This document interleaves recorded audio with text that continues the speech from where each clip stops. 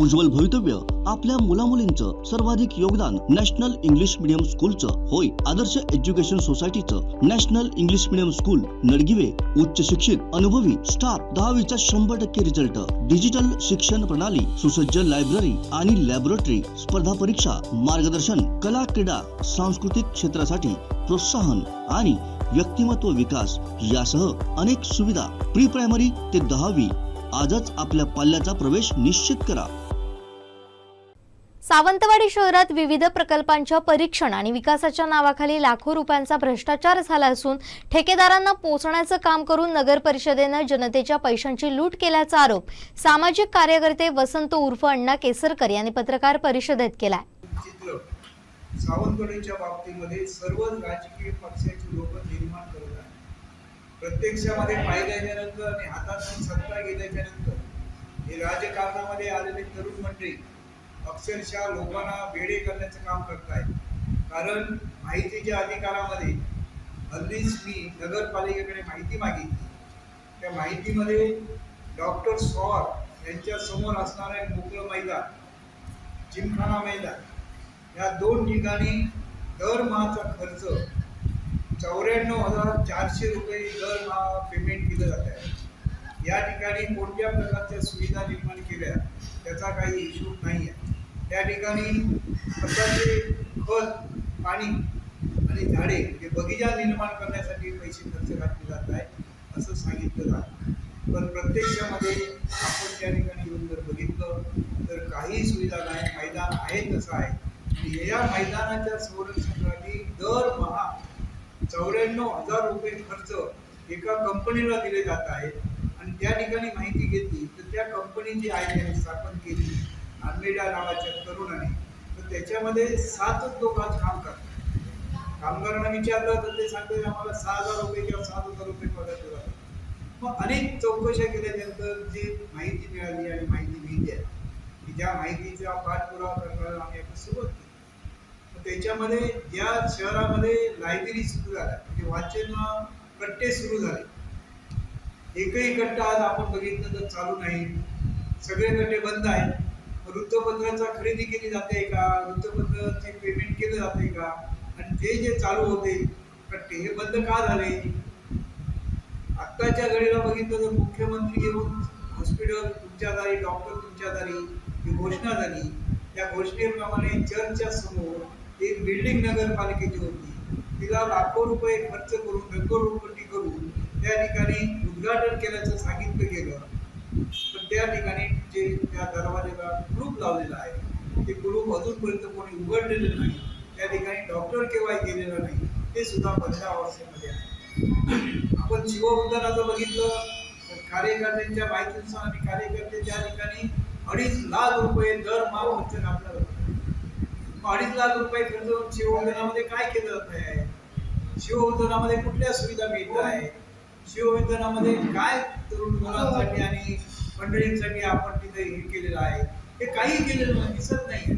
तसंच प्रकार जिंकताना क्रिकेट खेळण्यासाठी येणारी जी मुलं आहेत त्या मुलांना त्या मैदानावरती कुठल्या सुविधा दिल्या जात आहेत.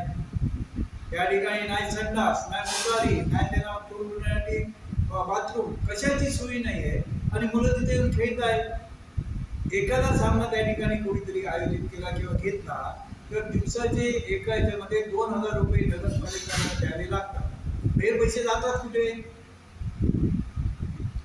हजारो आणि लाखो रुपये दर महिन्याला जर तुम्ही खर्च करत असाल तर त्या खर्च केल्याच्या नंतर एवढा पैसा नगरपालिकेकडे बॅलन्स असताना आता तुम्ही फतवे काढता आणि लोकांना फसवण्याचा प्रयत्न करा. भीती आणि दहशत निर्माण करता की पाणीपट्टी वाढ केली जाणार आहे.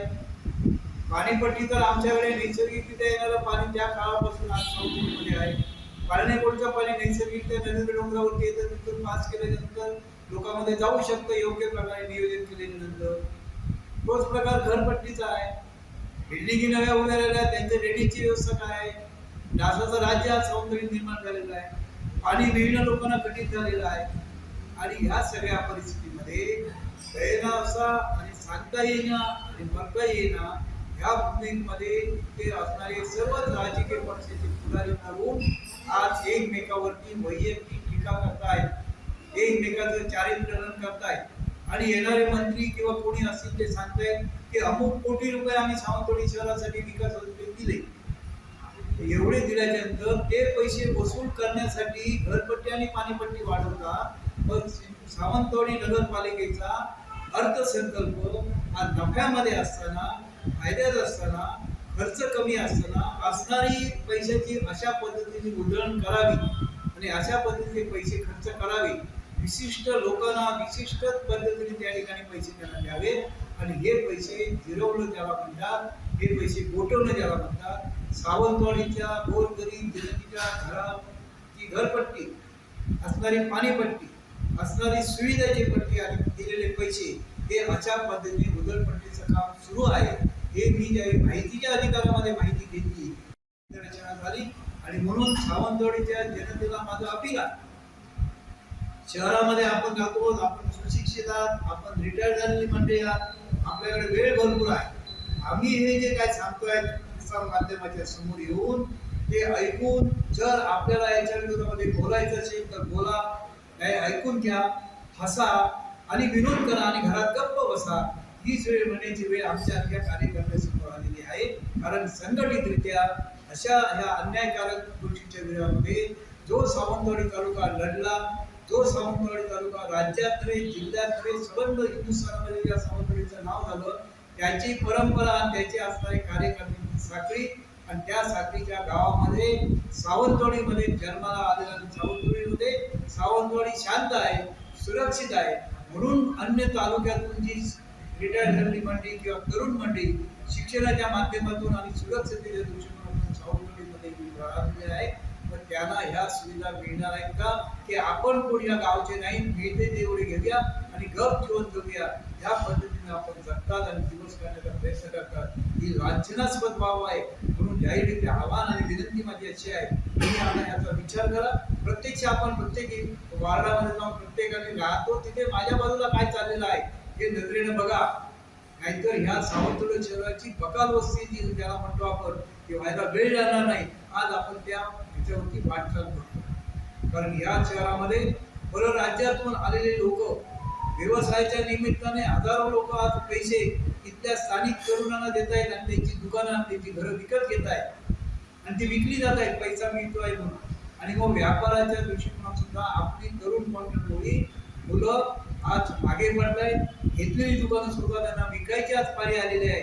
आणि ही लोक परराज्यातली परभाषेची माणसं आज आपल्यावरती राज्य करणार आणि विशिष्ट वेगवेगळ्या पक्षांनी त्यांच्या मुलांना आपले राजकीय पद सुद्धा द्यायला सुरुवात केलेली आहे.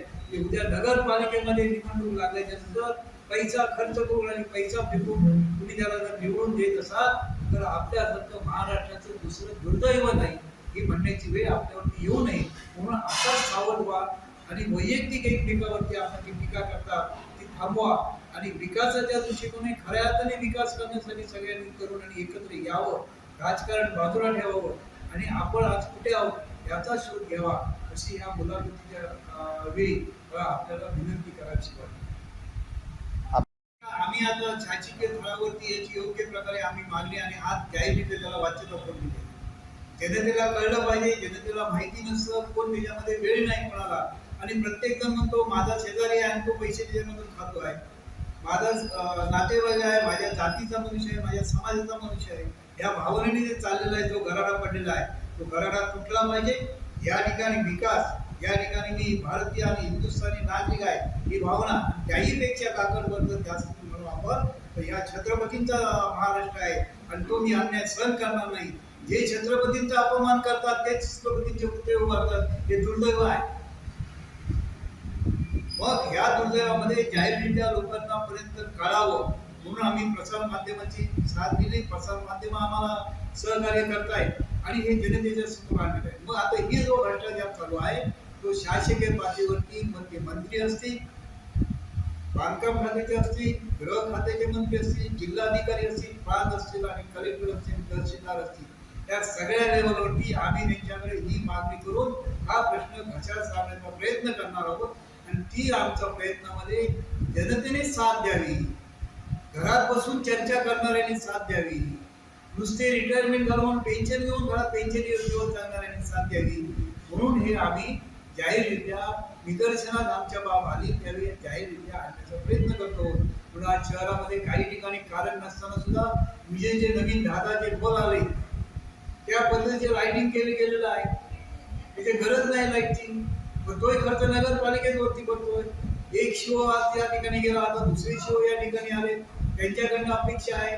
पहिल्या शोनी काय केलं ते जनतेला माहिती आहे, प्रत्येकाने बघितलेलं आहे, सगळ्यांनी ऐकलेलं आहे. पण त्याच मार्गाने आणि त्याच दिशेनं सावंतवाडी कर म्हणून आम्ही जाणार आहोत का?